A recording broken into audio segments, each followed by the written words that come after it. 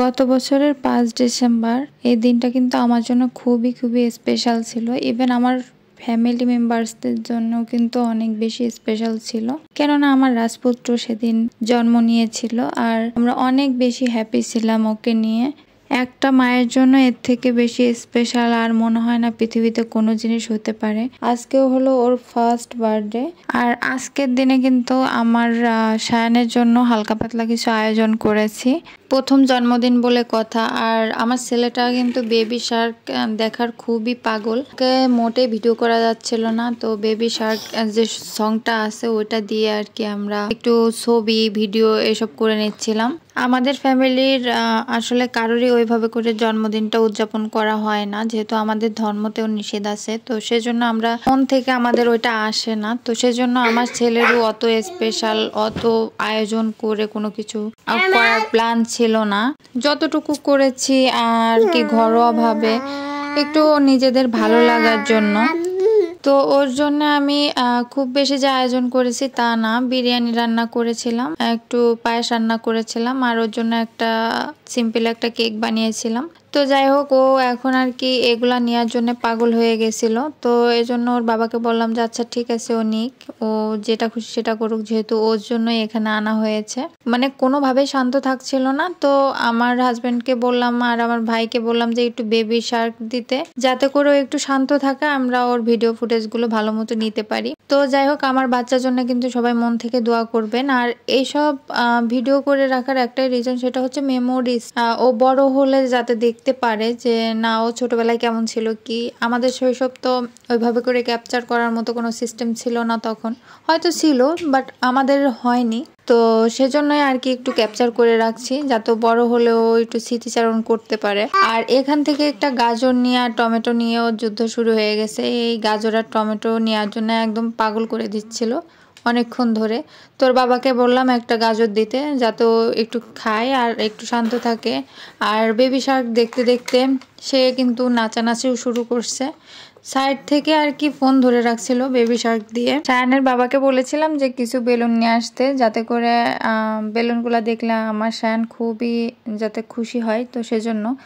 আরও ছোট মামাকে বলেছিলাম যে বেলুনগুলা ফুলাইয়ে দিতে, তো ফুলাইয়ে দিয়ে ওর কাছে দিছে। তো গত দিনের যারা ভিডিও দেখছেন তারা তো জানেনই, ও তো পুরো বেলুন খাওয়া শুরু করে দিছিল। তো কিছু পিকচার্স আর ভিডিও তো আমরা করে নিলাম।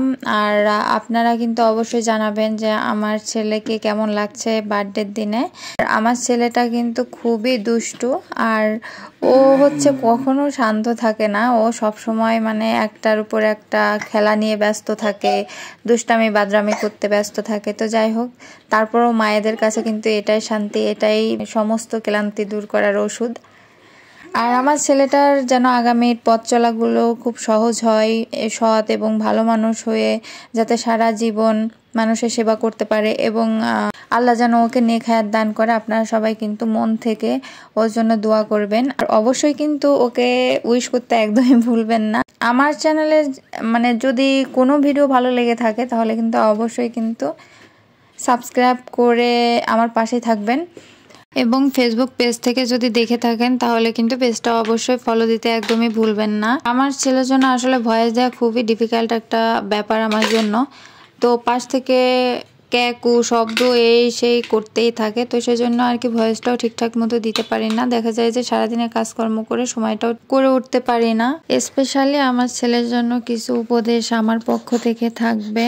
সবার প্রথম উপদেশটাই থাকবে, বাবা তুমি কখনোই মিথ্যে কথা বলবা না, মিথ্যের আশ্রয় নিবা না, আর মানুষকে কখনোই ঠকাবা না। যারা ঠকে তাদের হৃদয় যে কিভাবে ভাঙে, যারা ঠকে তারাই হয়তো বলতে পারবে। সবচেয়ে বড় কথা হচ্ছে তুমি মানুষকে সবসময় সত্যি কথা বলবে এবং সৎ থাকবে। দ্বিতীয় উপদেশ হচ্ছে তুমি কখনো কোনো জিনিস নিয়ে কারোর সাথে অহংকার করবে না। গুরুজনদের সবসময় তুমি শ্রদ্ধা করবে এবং কখনো কোনো বেয়াদবি করবে না তাদের সাথে। সততার সাথে তোমার জীবনযাপন করার চেষ্টা করবে। মা তো চিরদিন থাকবে না, তো তুমি যদি আমার এই উপদেশগুলো মেনে চলো তাহলে আমি জানি তুমি কখনোই বিপদে পড়বা না। আর দুনিয়ার পথ চলা এত সহজ না। আসলে কখন জীবনে কি হয়ে যায় সেটা কেউ কিন্তু আমরা বলতে পারি না। আর সৎ হয়ে তো দুনিয়াতে বেঁচে থাকাটা খুবই ডিফিকাল্ট একটা ব্যাপার। সৎ মানুষের বিপদ বেশি আসবে, এটাই স্বাভাবিক। বড় হয়ে তুমি যদি সৎ হও তোমার পথে বাধা আসবে, এটাই স্বাভাবিক। সৎ থাকার পরেও যে বাধাগুলো তোমার আসবে, তুমি এটাকে যদি বরণ করে নিতে পারো তাহলে কিন্তু তুমি জীবনে অনেক দূর পর্যন্ত এগিয়ে যেতে পারবে এবং নিজের মনের কাছে কিন্তু তুমি অনেক বেশি ফ্রেশ থাকবা।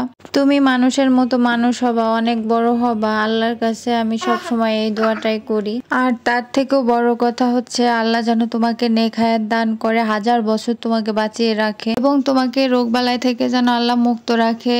আর বিপদ আপদ যেন তোমাকে ছুঁতে না পারে, সেই দোয়াটাই করি। আর হচ্ছে তোমার পথ চলা যেন খুবই খুবই সহজ হয়ে যায়। তুমি যেন সবার নেতা হয়ে থাকতে পারো।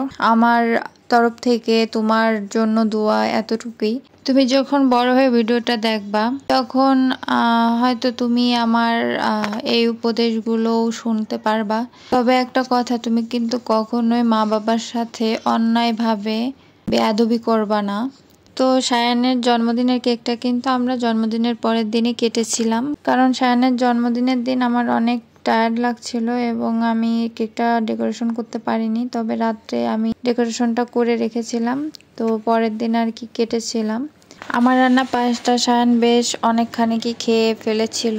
আমি ওকে আর কি খাওয়ানোর ট্রাই করতেছিলাম। প্রথমে খাচ্ছিল না, দেন হচ্ছে ও মুখে একটু লাগার পর দেখছে না ভালোই লাগে, তো তখন আর কি খেয়ে নিল।